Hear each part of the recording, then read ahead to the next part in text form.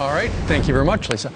Freshman Congresswoman Alexandria Ocasio-Cortez calling for massive voter turnout in the primaries as more than a dozen rivals eye her House seat here in New York State. The Congresswoman saying, quote, last election cycle in the primary, as we know, the turnout was quite low. We need to start creating a turnout machine right now.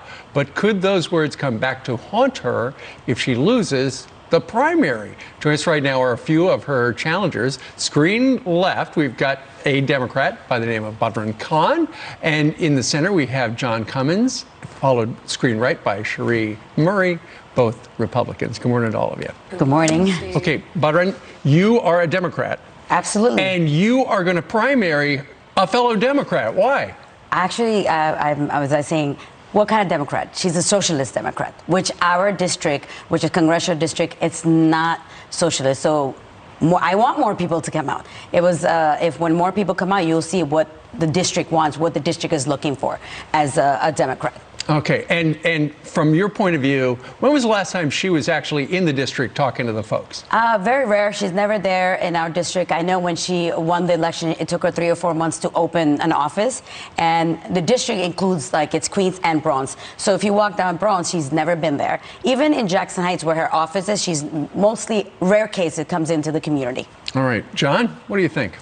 Well, that's true. She's not really around the community. In fact, she does have a desk in another office holder's office in the Bronx, and the desk is not the office. It's like a timeshare?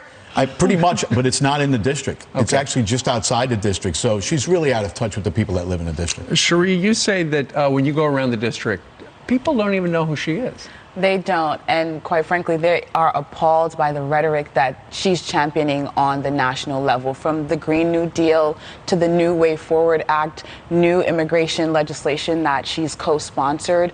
These policies are dangerous, Steve, and they're going to hurt the quality of life for Queens and Bronx residents. Mm-hmm. And Badran, one of the things that is top of mind for you regarding her is the fact that she led the protests against Amazon, and all those jobs never came to New York. Absolutely, and I think that hurt the Congressional District 14 because it's just not that job. It's an indirect job, and especially if it's a very immigrant-based community, all those indirect jobs, it was so necessary for our community, just for that district, not only for Congressional District 14, but also affected the city too, I think. Sure. And John, to Badran's point earlier, she's not a regular kind of Democrat. She's a socialist, and that when she's out campaigning with Bernie Sanders, for instance, across the river, when Bernie Sanders had a rally, 25,000 people showed up, largely because AOC was going to be there. So she is a rock star with a lot of people. Well, she is with the socialist left. That's absolutely true. But you talk about her absenteeism.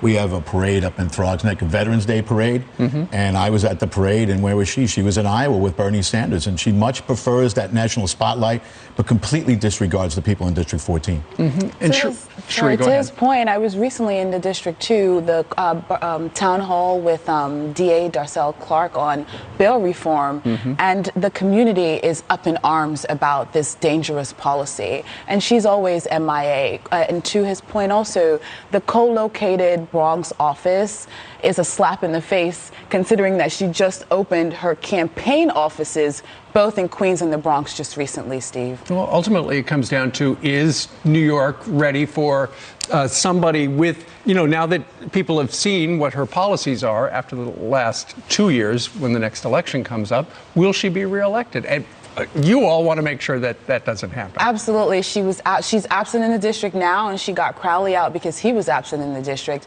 But I've been a longtime community leader serving Queens, and I hope to be duly elected so that I can represent the district. There are quality of life issues that we need to tackle as a representative, and quite frankly, she's more concerned about fame and the limelight and her Showtime gigs than she is about the residents of the district. Well, one thing that we have to say, that even though she said she's from Bronx, how many days in the week, or when she ever comes back, she comes and deals with the community? We have loss of jobs. We have problems in schools. We have problems just walking at night. We have homeless shelter problems. We have a lot of issues in our community that needs to be addressed. Who's addressing them? How is she addressing them?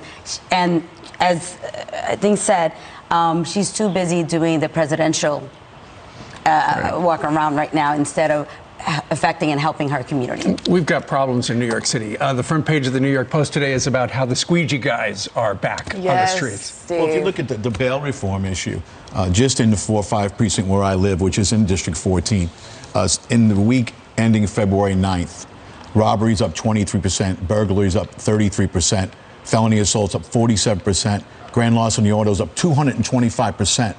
That type of legislation, and the Congresswoman said, well, you know, it's only been 5 minutes. It's been 8 weeks, and it's having a bad effect on our community and all communities around the state. All right, great discussion. Yeah, that is, I mean, just overall, it's a crime spike in the 14th Congressional District, in the 2 precinct that commands the area. So we're concerned about our safety. But it's also something that affects mostly minor. I'm for the bail reform, but I think it has to be tweaked a little bit to how can it affect, because with most of the minority were actually help the minorities, and that's what it is. But we need to tweak it a little bit because it has increased in crimes, but some way we have to have more effective to see how can it, and not increase the crime, how can it help the minorities? Yeah, the stories about the people who rob bank week after week after week are a little crazy here. Badran, John, and Cherie, thank you very much. Thank you Great so much discussion. for having us.